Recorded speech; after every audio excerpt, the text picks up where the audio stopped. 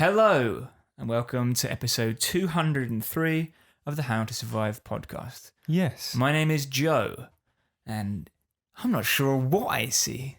Cupid, don't fuck with me. It's Chris Morris. Are you telling me that this is Signs? Yeah. God, is that? I mean, that is a niche reference, probably, isn't it? Is it niche? Well, I mean, it is a moderately successful pop song from our youth. It was number one, surely. I don't know, mate. I don't know. But my point is... Hey, Google. Is it number one? The thing is, mate, this is Signs by M. Night Shyamalan. Yeah, Feet Snoop Dogg. From the year 2003. Yeah. Feet M. Night Shyamalan. Yeah. I fucking hate the fact that he's in all his movies. Yes. It's rubbish. Let's talk about that in this film, particularly later. So you want it to be as late as possible.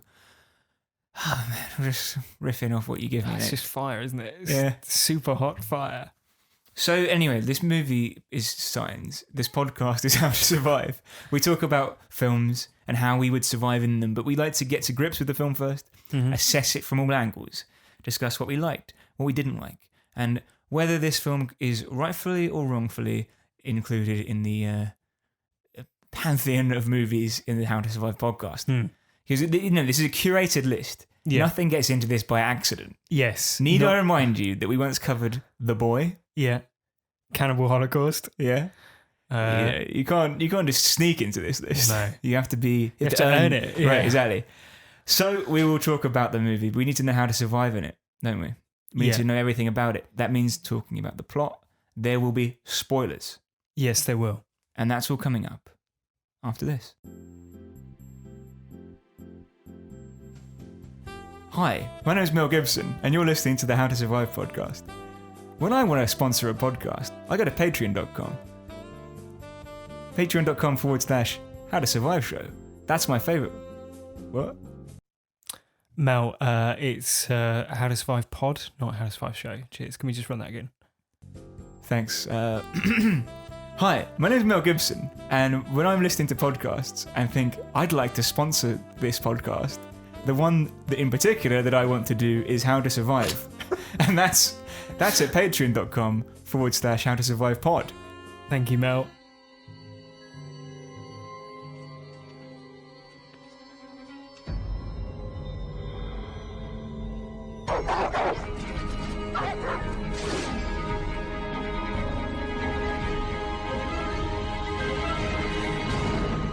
Make geometric shapes the size of a football field. What kind of machine can bend a stalk of corn over without breaking it? Can't be by hand, it's too perfect. So the aliens can't read our minds? Oh.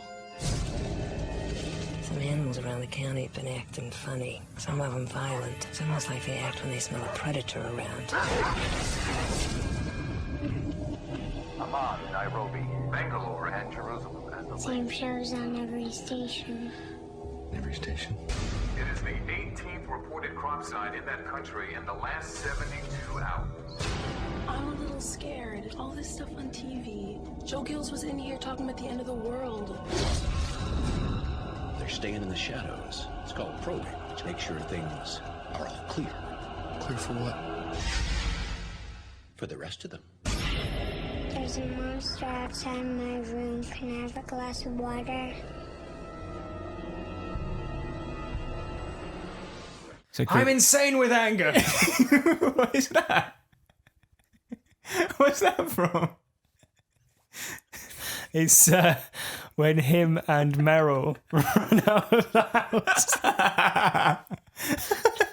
They run out of the house after the aliens, and Meryl like psychs him up and says, "You got a curse, and you got to." I'm gonna get you, you bastard. Yeah, no. I've got the exact quote, so don't worry about that. He's like, "Oh, you've got a curse. And you've got to shout to make yourself as scary as possible, because then they'll run off."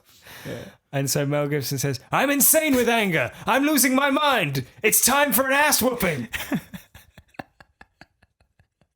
It's good. Yeah, It is good. it is good. So Joe, it's time for an ass whooping. All right, so let's recap the plot. Because I hadn't seen Signs in maybe 15 years. Yeah. Graham Hess is a former pastor who was abandoned God after the death of his wife. His brother, Merrill, a failed baseball star, has moved in to help look after the farm and Graham's 2 children, Morgan and Beau.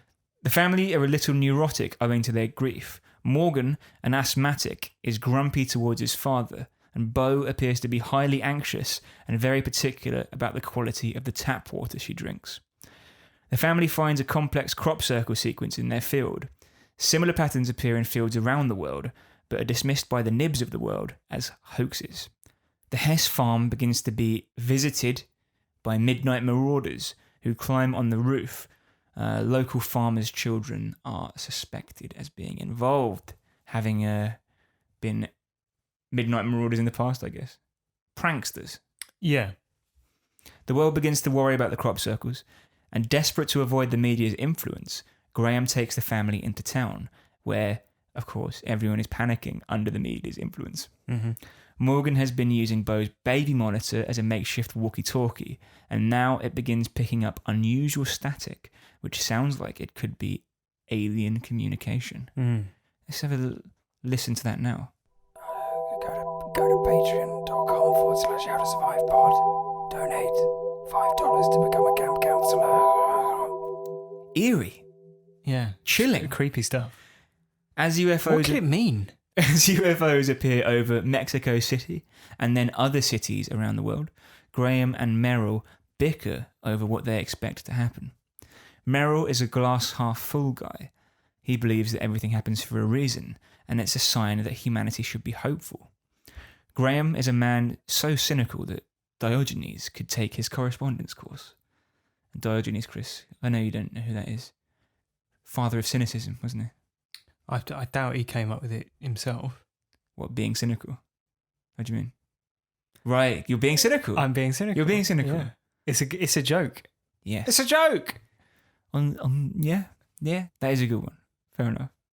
He believes, anyway, Mel Gibson, Graham, right? Yeah. Yeah, he believes that fate is an illusion, God is dead, and humanity is doomed. And those are my words, not his.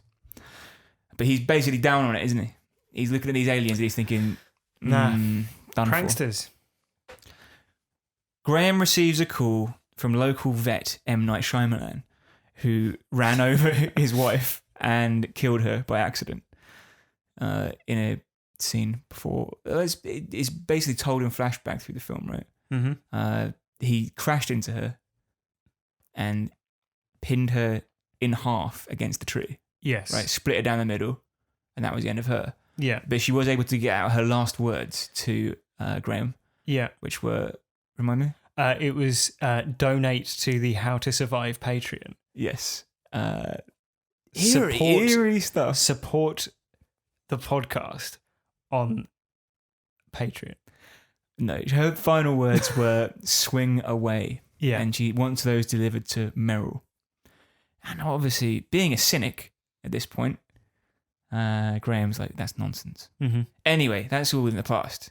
No need to worry about that. It won't be coming up again. M. Night tells Graham he's sorry and he is leaving to head to a lake, assuming that the aliens hate water because he heard it on the radio. Yeah. He tells Graham that there's an alien locked in his pantry, and Graham investigates, getting into a row with the alien through the door and cutting off its fingers with a knife. That night, the aliens invade. The family shelters in their basement, which is fine until Morgan has an asthma attack.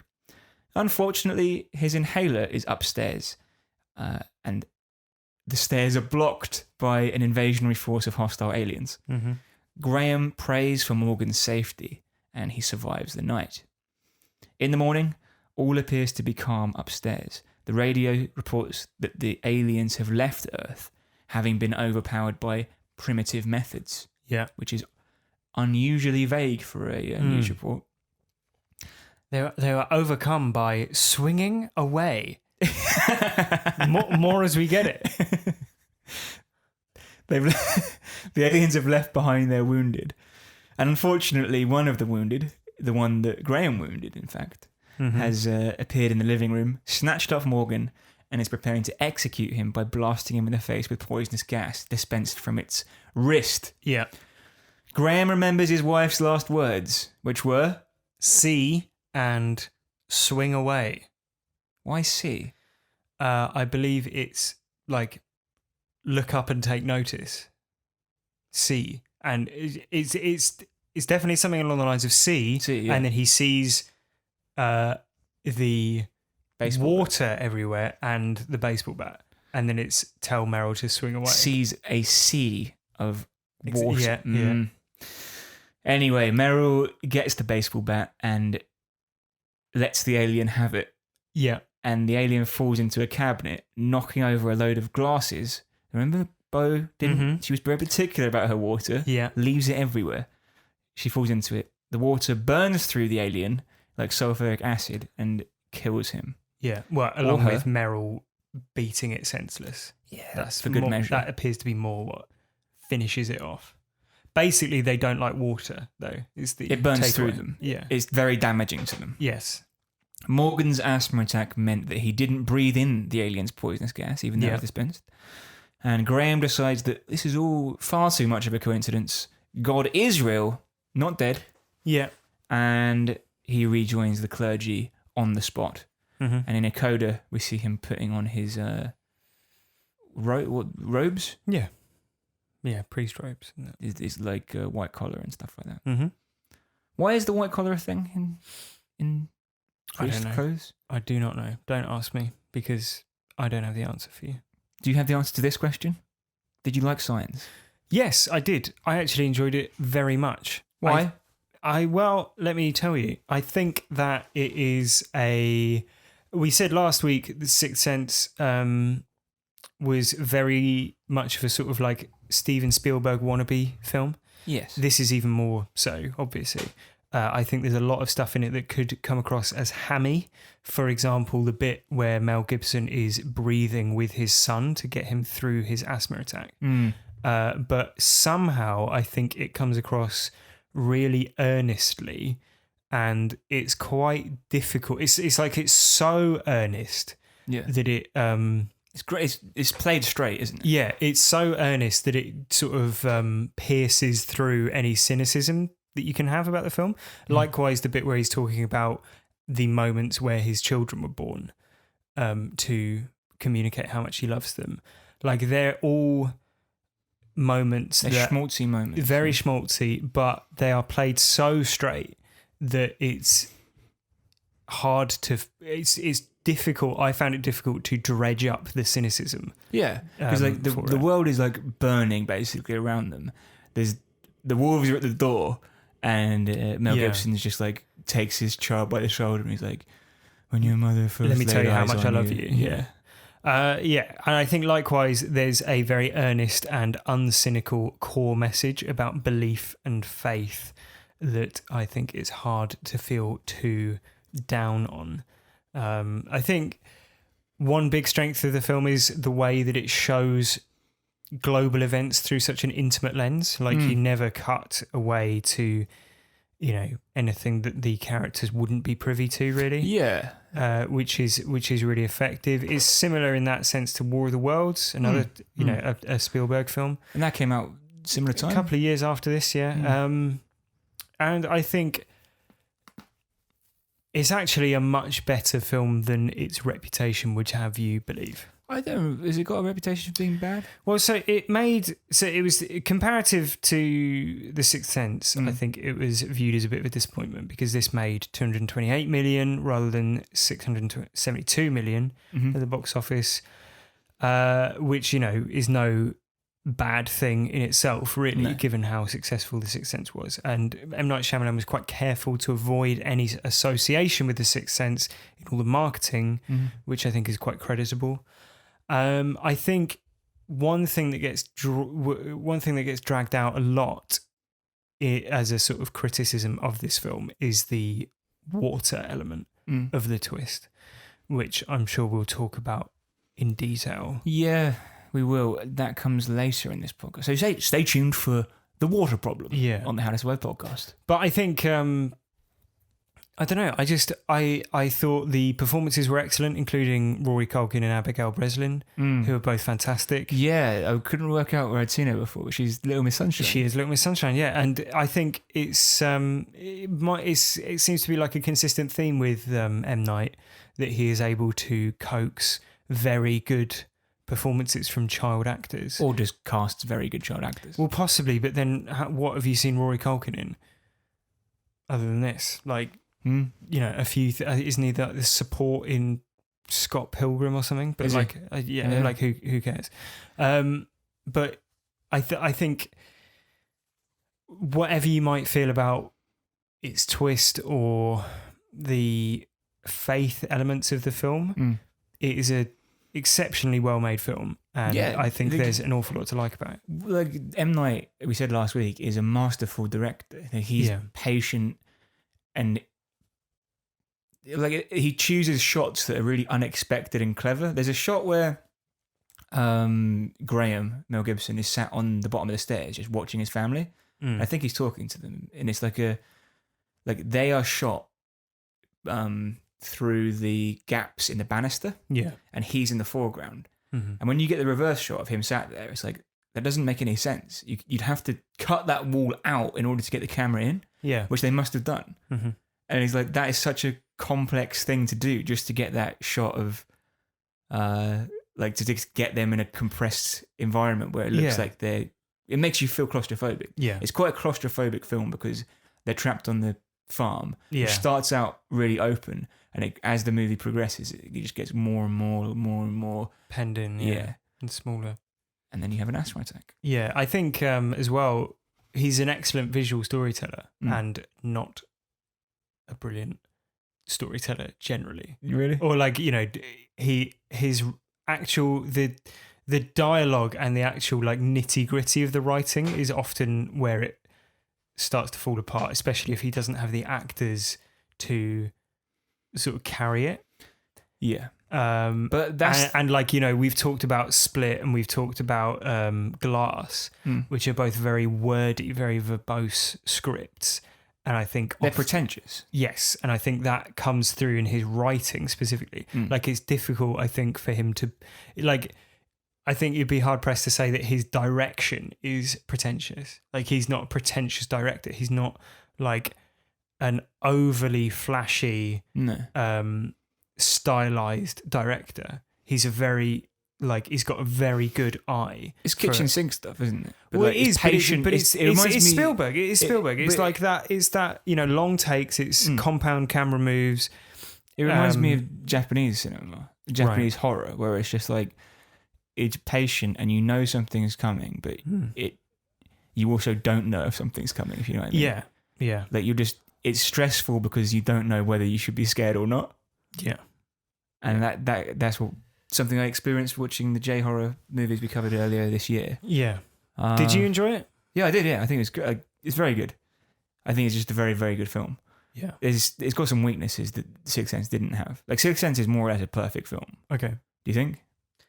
Yeah, it's very, very good. Yeah. I think this has issues that it doesn't have, that Sixth Sense doesn't have. Like, this wraps up Dread perfectly. And there's a few very shocking and scary moments, which were like, I remember these being like the standout moments of the film, and they are. There's two in particular that I really like. One is the where I think he sat on Bo's bed and looks up and sees what looks like a man in his eyes, because he doesn't know he's in an alien movie. But we are like, that's an alien on his roof. And I think there is a musical strike there, and it's like, and it is like, oh my God, that's so scary. Yeah, because like, it's he does a great thing in quite a few of his films actually, where like a scary moment will happen with very little build up. It's just very sudden. Yeah, it's like nonchalant scenes that then just get intercepted with a scary moment. Like they're having a conversation on Bo's bed, and then he happens to look up and see that there's an alien standing on the roof. Yeah, and it makes you jump. Yeah. Which, and also, like, I'm sure we've all been in our houses, you know, in our homes at night and had that creeping thought of like, wouldn't it be horrifying if I looked outside and there was a man standing in the garden? Yeah. It's basically that. Like, you suddenly feel incredibly vulnerable. It's true, especially when you live on a farm in the middle of nowhere. Yeah.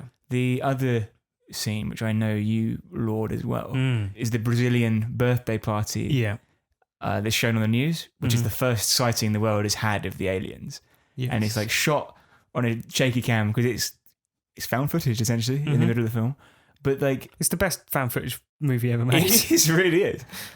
You get it, like, you know something's there. The kids are all like, he must have directed that scene within a scene. He held the camera Did himself. it? Yeah, amazing. Yeah, and they were all like panicking and screaming and stuff, and it's like it's just perfect. And you get a glimpse of the alien, and it just walks across the screen in the distance, and it's not doing anything scary. It's just walking. But the way it's built up and the way they react and the way the music strikes is just like, and like Joaquin Phoenix is watching it in the cupboard under the stairs. Yeah, it goes like, oh, yeah. And as it's ramping up, his like, it just cuts back to his face, and it's like 2001: Space Odyssey, where he's like, he's getting more and more stressed out. Well, the reason I think that it works so well is that you are conditioned to expect to barely see the alien or to like catch a glimpse of an arm or a foot or something like that. But like, you know, just at the point where you're building yourself up to see, you know, a tiny bit of it, it just walks across the screen full form. Yeah. And the reaction of all the kids really helps sell it. The reaction of Joaquin Phoenix really helps sell it. And I watched this film when I was 12, I guess. Yeah. It's when I remember watching it in your living room, and you had the DVD, and we just kept watching that scene over and over again. Possibly. I don't remember owning it. I think it was rented or something. But I found that absolutely terrifying as a kid. I thought that was absolutely terrifying. It was a scary scene. And I think, I think added to that, what makes the film scary is just a sense of intimacy that you often don't get with horror movies for various reasons. And that really captures like the feeling of having loved ones in jeopardy. Yeah, I think so, because you get close with these people and you understand like losing a wife is whether, you know, we don't experience it, but we know what you're supposed to feel because we've seen enough films about it. Yeah, and the scene of him having to say goodbye to his wife is harrowing. Yeah, it's like deeply upsetting. But there's a certain sense, like with The Sixth Sense, we said this last week, everything in this film is somewhat cliche, but it's like a cliche drama, like coming to terms with grief, getting to know your kids better story. Yeah, but then aliens are in it. Like last week was coming to terms with your father leaving and being upset and anxious, but you see ghosts. Yeah, right. So it's similar to that. I think that the two moments there I mentioned come at like a perfect time as well. Like it just keeps you like electrified. Yeah, it's a very well paced movie, I think. And you don't really get, even though you said you get a full body shot of the alien, you don't really get a good look ever. Maybe the scene at the end where he's got Morgan and he's going to kill him. But even then, he's shot in shadow. It's shot in the reflection of a TV screen. Yeah. So you don't really get a good look, and it's like it denies you the full view, which I think is really good. Yeah. What is the twist in the movie, mate? Because obviously M. Night's known for his twists. Well, I guess there's a few, right? There's aliens are here, confirmed. Aliens hate water. Yeah. There's the things Graham's wife said to him as she died were to help him survive. Yeah. Or there is, depending on your interpretation, God is real, or everything happens for a reason. So like the asthma, the whatever it was, stale water obsession, the failed baseball career, the loss of faith, the wife being pinned against a tree. Like all of that happened and led to this moment where Graham is able to save his family because he remembers the words his wife says. But then that also, I don't think it's as clear cut as saying, therefore God exists. I think it's more about he has recaptured his faith, and the film is about seeing signs, right, and interpreting them and drawing a conclusion from them. And so it's not saying God is real and he planned this whole thing. What it's saying is that Graham's faith has been restored sufficiently that he is able to see these things and get from them, like interpret them in a way that gives him a, helps him in some manner.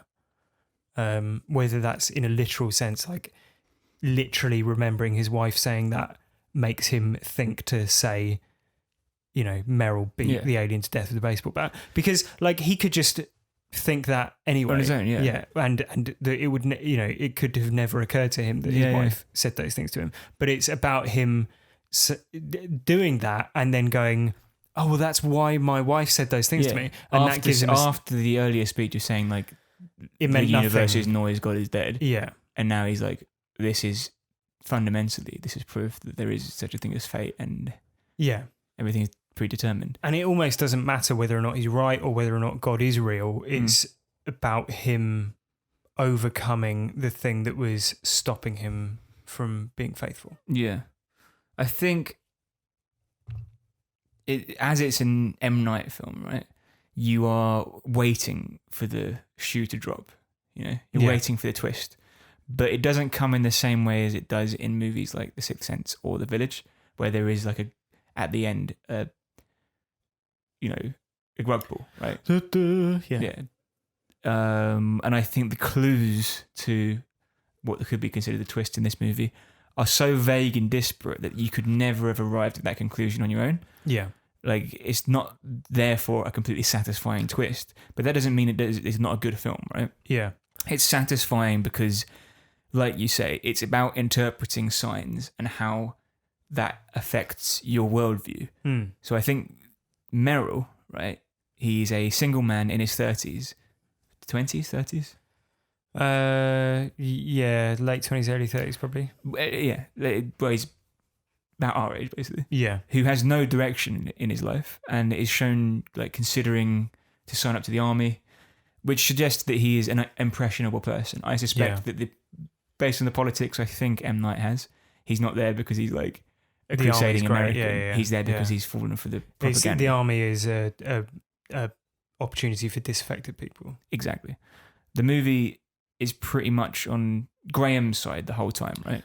Yeah. And he sees Meryl as more or less a naive child who's just like fallen for lies, essentially. Right? Yeah. And I think the shot of him sitting with the kid, like there's a scene where Graham walks in and Meryl sat with the kids on the sofa and they've all got the foil hat. Tinfoil hats, yeah. Which is funny. It's a funny gag, but it tells you not only that Graham sees them as all similar, but you are also supposed to see them as similar. Yeah. Like they are the naive people.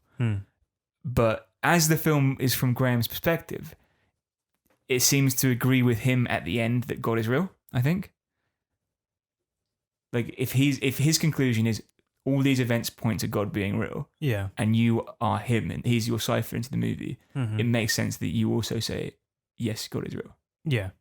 That this is all proof that God is real. And I don't think that it's like, it shouldn't come down that hard, in my opinion. I think that a more measured response with a more ambiguous, open ending would make more sense in a film that is about doubting signs. This is about like, how do you interpret this noise? What signal can you get from it? And he goes, God is most real. of the time it's just noise. And then at the end he's like, oh, this is God speaking to me. But then I don't know whether or not you're supposed to also draw from the film that objectively God is real, rather than just saying he believes God is real, and that's enough. Like that's because it's about his faith, isn't it? It's not about he's not going around like. I think it's less about him saying God is objectively not real. It's more like he suffered such a trauma that he can't really bring himself to pray anymore. Yes, because there's the suggestion that he does believe in God the whole time anyway, right? Yeah, I think so. He's angry and he protests too much, sort of thing. Yeah, because when he's praying, he's not saying please help. He's saying like, oh, I fucking hate you. Just save my son. Yeah, I don't know, but do you know what I mean though? That a more ambiguous ending might be better. Yeah, possibly, but then I don't think it detracts from the film necessarily. No. He doesn't really do ambiguous endings, does he? He just does rug pulls. Yeah, that's the problem though, isn't it? Because, I mean, let's talk about his other films, right? He's basically, let's just name some of them. Yeah. Have you got like a Rotten Tomatoes rating thing? I haven't got ratings, but we know roughly The Village came after Signs. I quite liked it when I saw it when I was about 14, but I think looking back, I'm like, that's pretty stupid. The Last Airbender. It's wank, isn't it? Yeah, it's very poor. I believe. Have you seen it? I haven't seen it. People hate it, don't they? Like deeply hate it. Like, there's fans of Avatar. Avatar. Yeah, that's it's the Avatar anime. Yeah, live action movie. The Legend of Aang, right? Yeah, I don't know. I think so. Right. It was an anime, yeah, but people who are fans of that hate it because it's not a true retelling. Right. And it's just a shit film anyway. Yes. Speaking of which, The Happening. Yeah. I mean, that is like so heavy-handed. Well, no, but it's almost like the closest a like proper high-budget, star-filled film has come to being like a 50s B movie, isn't it? Like, because the acting and the style of it, like, people are like, there's the famous bit of the old lady and Mark Wahlberg having an argument, and it's like Mark Wahlberg's going, no, I would never do that, and it's like supposed to be him being earnest, and it's just like comes across as like the most absurd like pantomime going on. Yeah. You've seen The Happening, haven't you? Yeah. Have you seen Devil? Never heard of it. Devil is about a group of people who get stuck in the lift, and one of them is Oh, devil. no, yeah. One of them's the devil. Yeah. Yeah. The Visit. I haven't seen it, but I know you have. I haven't. Have you not? No. We've had it requested a few times, haven't we? Yeah. Well, I know the end. Yes, so do I. I know the twist. That's the thing with... But then, like, based on what we've enjoyed about these last two films, is it unfair to say that we wouldn't enjoy the film if we know the twist? I think I wouldn't enjoy The Visit. It just sounds like not my sort of movie. Okay. Split. Good-ish. Yeah, I enjoyed good, it but more than ruined you. by its sequel. Yeah, I agree. Glass, not very good at all. Unbreakable, obviously, as well, is another one of his films. I think Shyamalan has become married to the formula of big star, everything is not as it seems, Yeah. big twist. Yeah, I think you could probably apply that to almost all of his films. Although he has had a sort of renaissance to some extent with Devil, and then I think Devil's okay. The Visit, a lot of people like. But then, Split was well received. I've I've forgotten as well, of course, The Lady in the Water. Right. Which is his like fairy tale. Twist ending? I haven't seen it. It's got Paul Giamatti in it. And also one of the characters is a film critic. Right, okay. And he gets killed in like an absurdly grotesque way. Brilliant. Which, What does that tell you? Yes, exactly. Who could say? Yeah. I mean, that formula, big star, everything not as it seems, big twist, is his calling card. And it worked for him once. Properly. Yeah. And then... Well, I think, to be fair, I think he's done at least 4 good films. Yeah. Which are it's The Sixth Sense, Signs, Unbreakable, and Glass, and Split are all quality films, I think. Yeah, I'd agree with you. But there are issues with him. I don't know. What do you think about him? Okay, he's in every one of his films. Yeah. That is weird. And I don't understand why, like what, I don't know why he insists on being in them. No. Because he's not a very good actor. And it takes you just like M. Night Shyamalan on screen. Yeah, and also like, I think either this week or last week I was saying his films are mostly free of any sort of directorial ego quirks. But this is his one thing, which is that he has to do... It's like Hitchcock plus, isn't it? It's like Hitchcock had a cameo in all of his films, famously. Yes. And Shyamalan... But he'd be like sat on a bus reading the paper. Right, exactly, yeah. Or like walk past the camera. Whereas Shyamalan's like, I must have a 5-minute dialogue scene with Mel Gibson. Yeah. But the whole time you're like... It's like watching a... It's like... He somehow gives off this air of not... He's like a man pretending to be an actor. He's acting like how he has seen people act. Like in Django when Tarantino shows up. Oh, that and just he's got an Australian accent. Yeah. That is like that's the nadir of. But do you think Tarantino's doing motif. that to be like? I don't care. It's just shit. It's like it's embarrassing. Yeah. Like even if it's him saying, "I'm just gonna fucking piss on my film." Well, even if it's him going like, "Oh, this is like the least sensible thing that could possibly happen," and like, it's the last thing you'd expect or whatever. It's like, I mean, he reignited discussion of slavery in America, so like, by showing up as an Australian person. blown himself up with dynamite. Spoilers for Django Unchained. Yeah, the same year 12 Years a Slave came out. Listen, mate, one of those films ignited a discussion of racism and slavery in America, and it's not for me to. It's not for me to say which one it is. All right. So it's for Quentin Tarantino, the director of one of those films, to say which one it was. Yes, which is Django Unchained. Okay, fine. There's an issue in the film, isn't there? Do you think? The water. Yes. I mean, you talked about the lady in the water. Yeah. About the alien in the water. Yeah, well, is it mad to say that I don't think this is... I don't think this is an issue. I don't have an issue with it. It's obviously nonsense, right? Like, it's stupid. It's a stupid thing, but it's just like, yeah. But I think people use it as a rod to beat the film with, right? I think the prevailing opinion is that it ruins the film. I can see why it's a shit people arrive twist, at right? that. But it's stupid, yeah. Right? So the reasons that I would say that I don't really care about it is that, like, you're basing it on an assumption that aliens like even know what water is. Like they are from somewhere that has water. That water exists to them, right? And that water has the same makeup there that it does here, right? Like. But okay, right. They, for all we know, they might be desperate. This might be a last resort. Mm-hmm. They're like, well, if we don't ship the last of our race to this planet that's like 20% habitable, we'll just die anyway. So fucking who cares? The main issue for me is that it's just like the most blatant rip-off of the War of the Worlds ending. Joaquin Phoenix even shouting, "This is like the War of the Worlds." Yeah.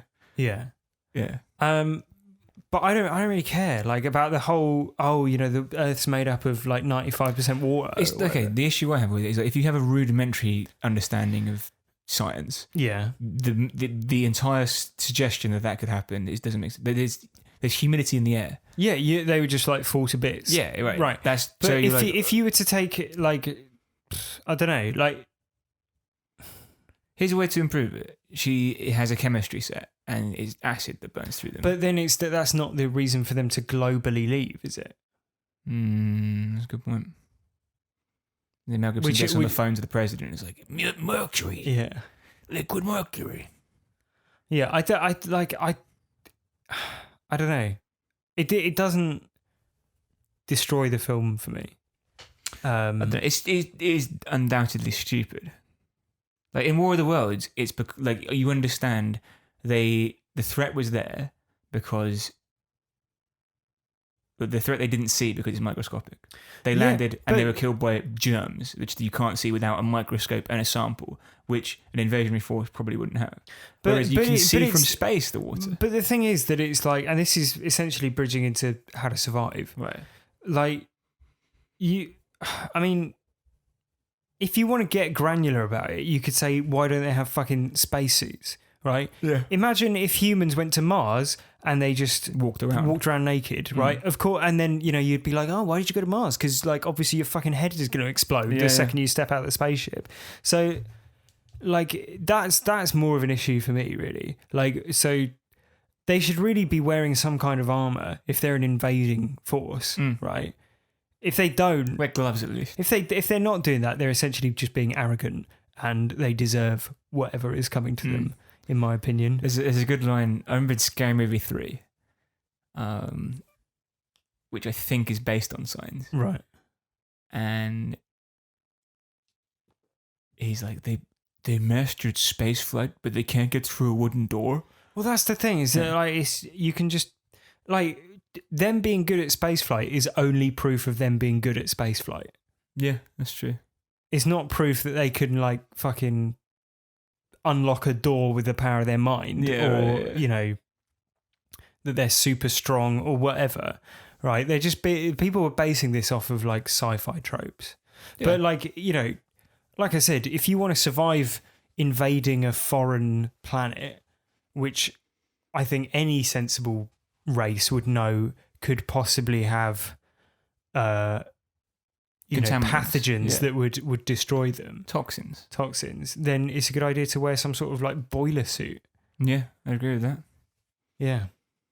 Rubbish ruin the film. Any ideas from you? Mine's to Joaquin.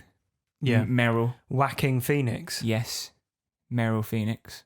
Don't wait for an invitation to grab the baseball bat off the wall and hit the alien. Yeah. If an alien was attacking my nephew, Mm-hmm. if anyone was attacking my nephew, and I had access to, you were in proximity of a baseball bat. Yeah. Just even if it was your prized baseball bat. You don't even need the baseball bat. Run over and kick him. Yeah. Punch him. You don't want to get gassed though, do you? Well, you go hell for leather when the asthma kid is going to get gassed in the mouth. Don't you? Hmm. Well, he's the record for the number of home runs, but also the number of strikeouts. That's correct. Yeah. Or the furthest home run or something like that. Yeah. When furthest hit. He said he just swings and hopes for the best. Sort of thing. Which is what he does. Yeah. At the end. And luckily, the best is what happens.